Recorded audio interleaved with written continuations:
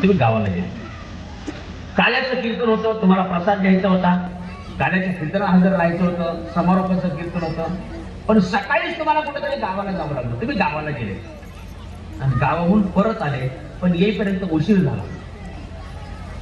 सगळी गर्दी जमलेली, लोक कीर्तन चाललेलं. तुम्ही असा विचार केला की आता एवढ्या चांगल्या कीर्तनात विक्षेप करून मंदिरात जाण्याच्या ऐवजी काय करू, आता बसून कीर्तन ऐकू आणि नंतर संपलं का मग दर्शन घेऊ.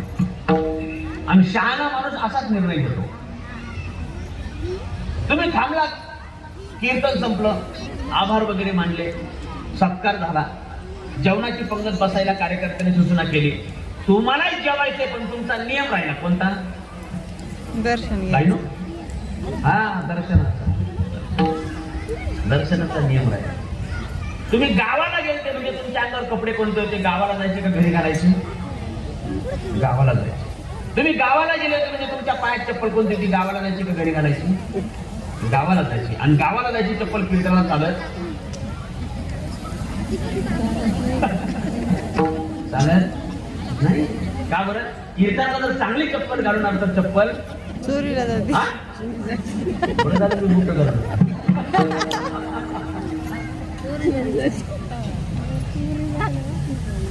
तुम्ही नवी पोरी 500 रुपयाची, नको तुमच्या श्रीमंतीचा अपमान, 2500 रुपयाची चप्पल आणली, रेड दिवशी गावाहून आले, चप्पल इथे काढली, सगळी गर्दी या पंक्ती बसायला लागल्यात, लोकांची गडबड चालली. ज्यांना जागा मिळते ते बसतात, ज्यांना जागा मिळत नाही ते बाजूला काढायला सावलीची जागा सुद्धा उभं राहण्याकरता.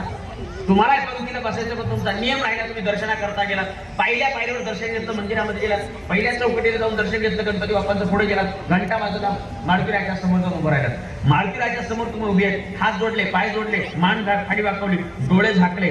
तुमच्या मागे 5-25 लोक दर्शनाच्या करता उभे आहेत. बाहेर 100-500 लोकांची गर्दी आहे. तेवढ्या गर्दीत तुम्ही चप्पल सोडलेली आहे, डोळे झाकून तुम्ही देवाच्या मूर्तीच्या समोर उभे आहे. बाकीचे लोक मंदिरातले शांत झाले, कारण तुम्ही शांत चित्तानं देवाच्या समोर डोळे झाकून उभे आहेत. मी तुम्हाला विचारतो, तुमच्या झाकलेल्या डोळ्यासमोर देवाची मूर्ती आहे? बाहेर काढलेली चप्पल काय मग? बाहेर आता मला खुलासा करून सांगा, किती दिवस डोळे झाकून चपलाचं चिंतन केलं म्हणजे आम्हाला त्याचं दर्शन होईल? होणार? होणार नाही. मी काय बोललो? देवाबद्दल, देवाचा साधना करताना आमच्या मनामध्ये देवाबद्दल विशेष प्रेम आहे, पण तरी सुद्धा परमार्थाची क्रिया करताना जोपर्यंत आमचं मन उपस्थित राहत नाही तोपर्यंत ज्ञानोबा बोलतात की आम्ही कोणत्याही प्रकारची नाना साधना केली तरी आम्ही तिथपर्यंत जाऊन पोहोचणार नाही. तो व्यर्थ अशा स्वरूपाचा शील होईल. त्रिवेणी संगमी नाना तीर्थे चित्त नाही नामी.